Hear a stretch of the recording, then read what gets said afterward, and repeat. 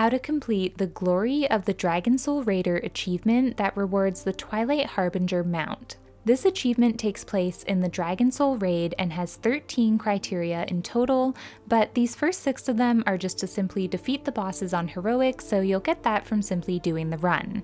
Also, for this video, for the first time ever, I finally decided to get the add-on Instance Achievement Tracker, and I can't believe I never got it sooner, but I really recommend you get it before we get started because it makes things so much easier by literally telling you when you've met the criteria for achievements. And one more thing I wanted to note before we get started is that the last achievement in here, called Chromatic Champion, is going to require us to come back on 4 separate visits. So unfortunately, you won't be able to get this achievement done in one session. You'll have to do it over a few weeks because reset is every Tuesday, but I'll explain more about that when we get to it. Now let's head to the raid and get started. The Dragon Soul raid is located in the Caverns of Time in Tanaris in Kalimdor. To get there, we can simply take the portal to Caverns of Time. Both the Stormwind and Orgrimmar portal rooms have this portal. Then just make your way down the spiral pathway until you come into this big room, and the entrance is located right here on the map.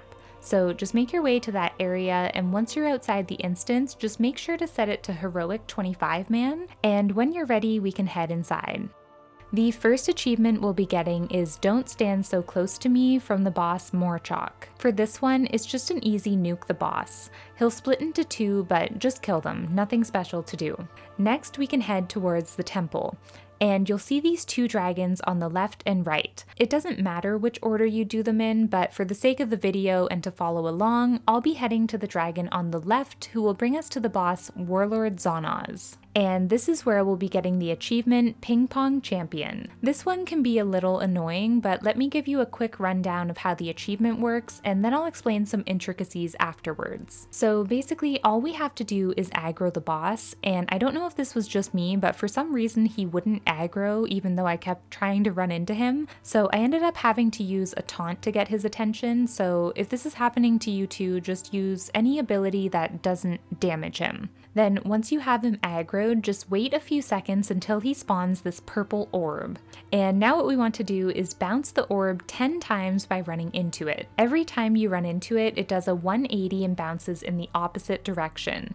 And for like 3 seconds after you bounce it, it becomes uninteractable. So basically it goes through you and the boss for a few seconds. It's only bounceable when it's glowy like this. So basically your goal is to run into the orb and chase it around, staying as close as you can to it so you can keep bouncing it until you've bounced it 10 times. And once you have, which the Instance Achievement Tracker add-on will tell you, then you can go ahead and kill the boss. But now here's some things / annoyances to watch out for. Number 1, the boss will stun you a lot, which makes you slow, and that makes it hard to keep up with the orb. And if it gets away from you and you can't get to it in time, it will go into the wall and get absorbed / eaten. And you'll have to wait for the boss to spawn a new orb, essentially starting over. Number 2, if the orb collides with the boss while it's interactable and glowing, it will despawn, and you'll have to wait for a new one again.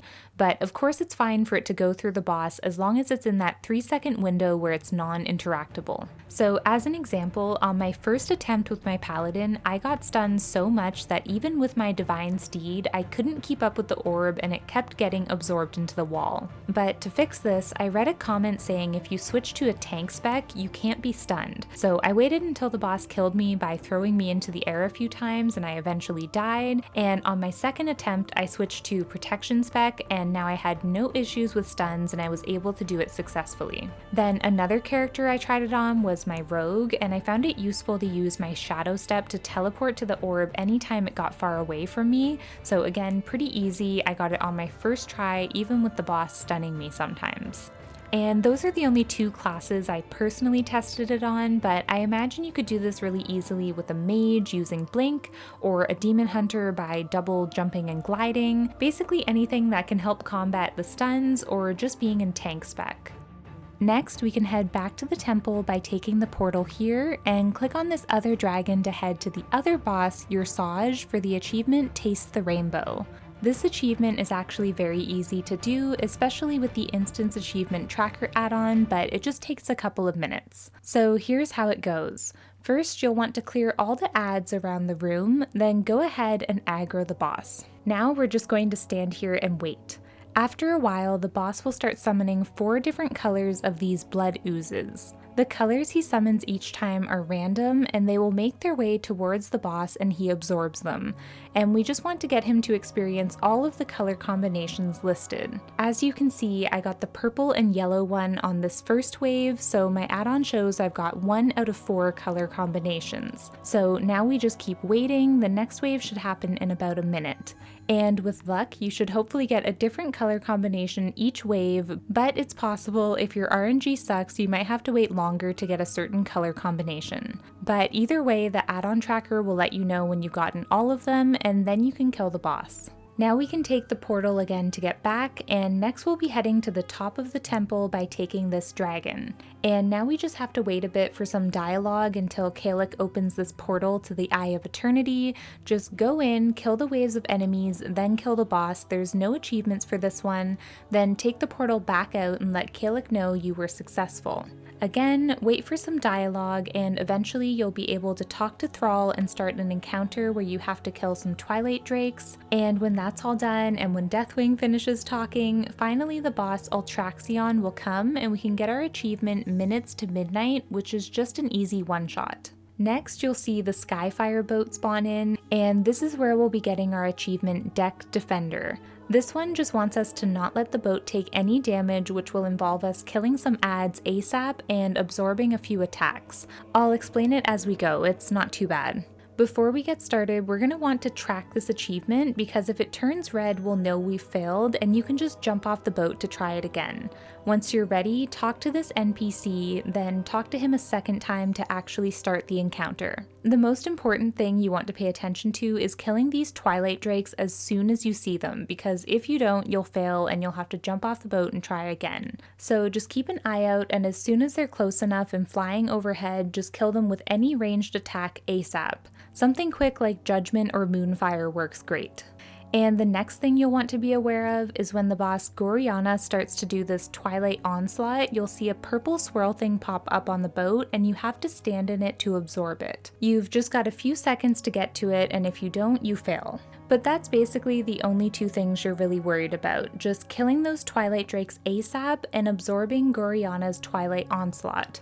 I'm 99% sure it's the same every time, so to recap, this is how it happened for me. You're gonna kill 2 Twilight Drakes, then another 2 Twilight Drakes, then Goriona's Twilight Onslaught, then another 2 Twilight Drakes, and that should be everything you have to worry about. So at that point, you've pretty much got your achievement, but there is also this Goblin Sapper that you may as well kill too. I don't think he affects the achievement, but better not risk it. But at that point, Goriona will fly down, and as long as your Deck Defender achievement is still white, that means you've done it successfully and you can go ahead and just kill the boss.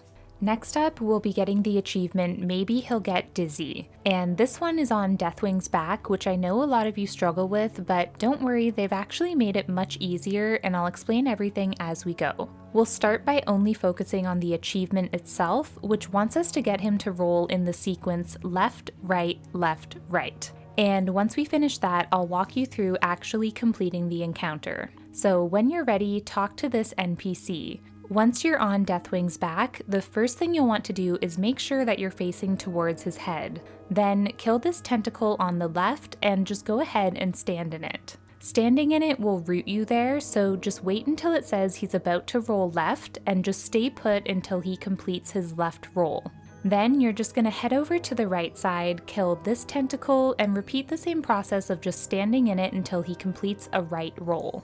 Then head back over to your left tentacle spot, wait for the roll, and finally back over to the right, and once you get that, you're done the achievement criteria, but now we have to complete the encounter itself, which is basically killing 3 of Deathwing's armor plates. So here's how to do that. Kill a corruption tentacle, and this will get a hideous amalgamation to spawn in. And at this point, you're also going to want to keep running from left to right for the remainder of this encounter. This will make it so Deathwing won't roll again, which is good because if he rolls, he will fly you off and you'll have to start all over again. Then you see all these corrupted blood oozes following you. Kill one of them with a single target attack.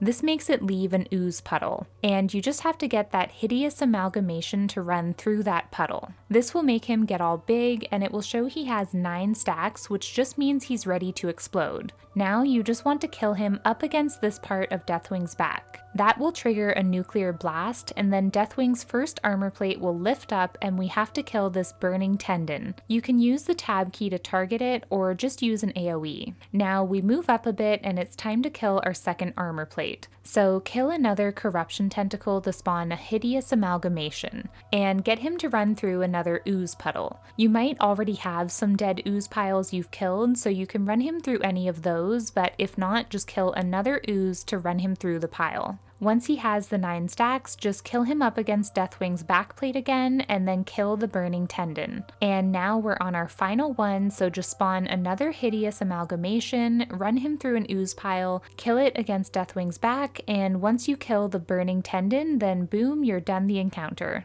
And now we are on the final boss and achievement of the raid, Chromatic Champion. This is the one I was mentioning at the beginning of the video and how we'll have to come back 4 separate visits to complete it. That's because you have to do it all on the same character and the raid resets on Tuesdays. So this will take a few weeks in total to complete. And yes, that means unfortunately you'll have to deal with Deathwings Back 4 times to get this done, so get comfortable doing it. Let me start with explaining what the achievement wants us to do, then I'll show it in action. So the goal of the achievement is to start the encounter on each different aspect's platform. As you can see, we have Ultraxion here, Nozdormu here, then Ysera and Kalecgos. So each week you come to do this, you just need to choose a different platform to start on. It doesn't matter which order you do them in, just make sure to keep track of which ones you still need each week. You can also track the achievement and it will show you the ones you have left to do as you knock them off. So now here's how it's done. When you're ready, talk to Thrall to tell him you've defeated the Destroyer.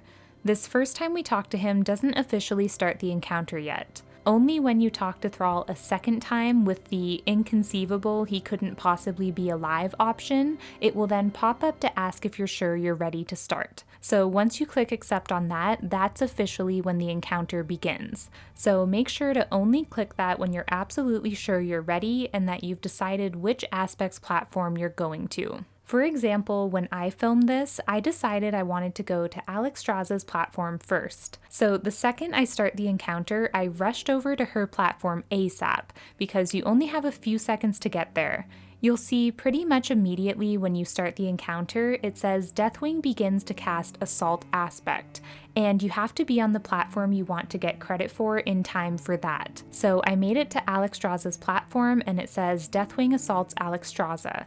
That means it worked. Now we can just continue the encounter as normal. So kill the Deathwing tentacle thing on the platform, then just go around to the other platforms to kill everything there too. Once you kill all the tentacles on each platform and then finish off Deathwing's head, you will get credit for whatever aspect you started on. So in my case, Alexstrasza is done and you can see she's no longer on my list here. So at this point, you're all done in here for this run and you're good to leave the raid. And then you'll just have to wait for next week to do your next one. And for another example of how I did it, when I came back on my second week, I decided to do Nozdormu's platform. And that's all I bothered to film for this video because I already have the achievement done, but of course for week 3 and 4, I would just need to get Ysera and Kalecgos. So as you can see, it's just as simple as picking a different aspect each time until you have all 4. And once that's done, you'll be totally finished with your Glory of the Dragon Soul Raider and you'll get your Twilight Harbinger Mount.